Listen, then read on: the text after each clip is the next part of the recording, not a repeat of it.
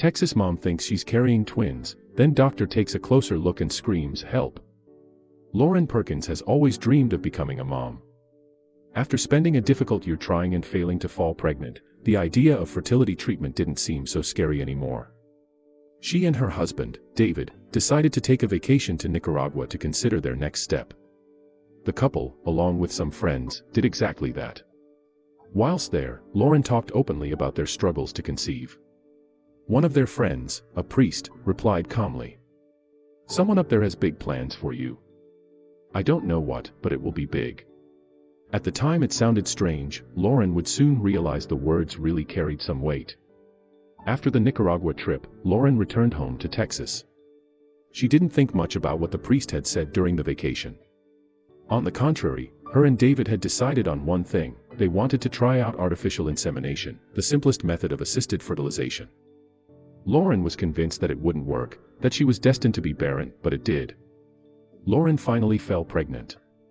In the first routine check, Lauren was told by nurses that her HCG levels were very high. That meant there was a strong possibility there was more than one child growing inside of her.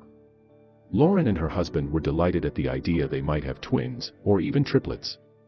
They had struggled for so long to have a child that the idea of having more than one was too good to be true. Then the ultrasound came. A staggered doctor studied the screen for a few seconds and delivered the shocking news. The doctor quietly told her, "I count 5 in there." Lauren thought this was impossible. The doctor turned back to the screen and then continued, "Wait a minute. I just found a 6th baby."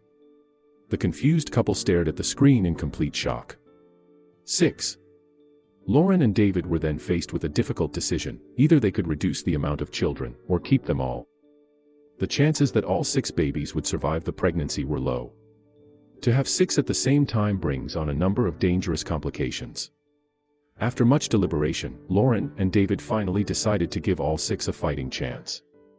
Their doctors promised to do everything they could to ensure every baby was delivered safely. The hospital went through with a mighty effort to avoid complications associated with the birth. Monday morning, April 23, 2012, the day arrived. Lauren was in week 30 of her pregnancy. Children born before the 37th week are considered premature. A total of 35 people from the hospital gathered inside the delivery room. As the birth got underway, the doctor needed the help of 6 nurses standing by to receive each baby as it came into the world. No easy task, and certainly one rife with stress. I was nervous and excited all at once. It was starting to sink in that this was for real. I was going to have 6 babies, Lauren said. Andrew, Benjamin, Caroline, Leah, Allison, and Levi all weighed between 1 and 2 pounds at birth. Lauren said, "I didn't expect to see my babies until the next day, but each baby's team rolled them by me one by one on their way up to the NICU, and I got to touch their little fingers." The children were not healthy enough to be with their parents for the first few days.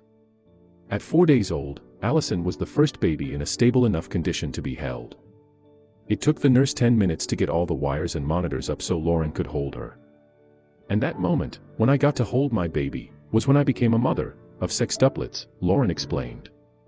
The first few weeks were crucial in the lives of the babies. Their parents still worried about complications that could potentially lead to disabilities or, in the worst case, death. Fortunately, all 6 recovered, slowly but surely. After many intense weeks of love and care from the staff in the neonatal facility, the family were able to hold all of their angels. 5 of the babies were able to go home at 4 months old.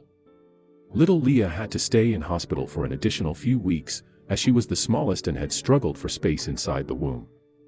"She was literally buried under everybody else in the womb," said Lauren, "so she didn't get the right nutritional flow.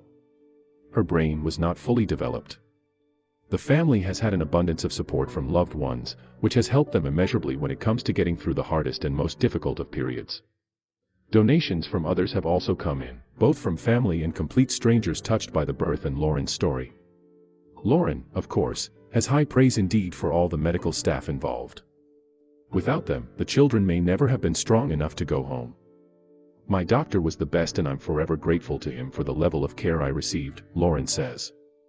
Also, the NICU staff who put in hours upon hours getting our children ready to come home and teaching us the ins and outs of preemie care. So many of these people have a special place in our hearts and family.